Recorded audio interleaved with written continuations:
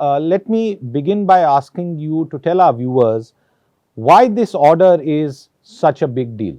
Thank you, Business Today, for having me, and good to be here. I think the important thing to understand is that India, from our commercial airline fleet perspective, after Jet Airways collapsed and prior to that, Kingfisher, our fleet is already in a negative by roughly about 300 aircraft. And despite IndiGo's growth in terms of fleet, we really haven't been able to replenish the lost fleet from our capacity.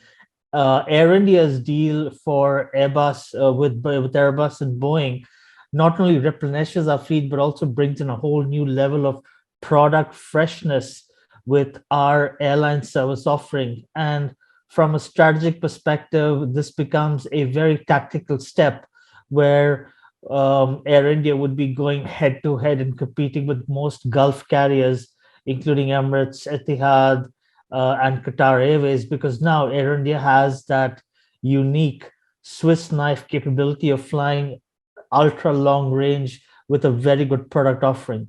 By when do you expect these aircraft to be inducted into the Air India fleet? Air India should be very lucky to get the first few aircraft by July this year. We're looking at a 6 months delivery, at least for the A350 and maybe a few Airbus A320 or 321 Neos.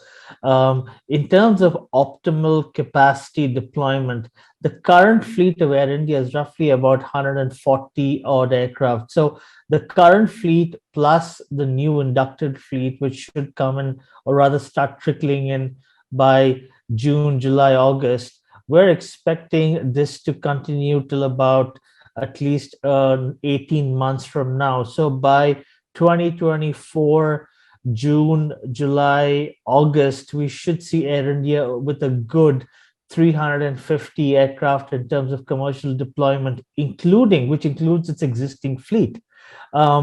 So I think eventual full saturation of the 470 aircraft plus whatever that's remaining, the 787s, we should see that by around 2026, 2027. One of the things that a lot of people are asking, what does it really do to airfares, at least if not in the immediate context, but in the medium term once these aircraft are in, because we have been experiencing high airfares, especially in the domestic context.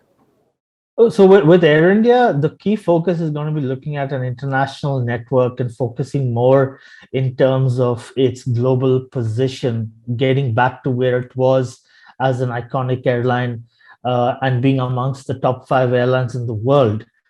So while the Airbus A350 would be deployed aggressively internationally on ultra long haul destinations and routes, we must be also mindful that Air India has bilaterals with practically every country, including exotic destinations as the French Polynesian Islands, Tahiti, Brazil, Argentina, Mexico, and several others. So Air India will want to deploy its long-range aircraft. The new inducted or the fleet that they intend to get as part of the new order promises about 28 to 30% of lower operating costs. This means lower fuel burn, lower carbon emissions, higher reliability, much more simplified, lower maintenance tasks, and a very high level of airworthiness. So the ability to fly more, fly longer, and fly further.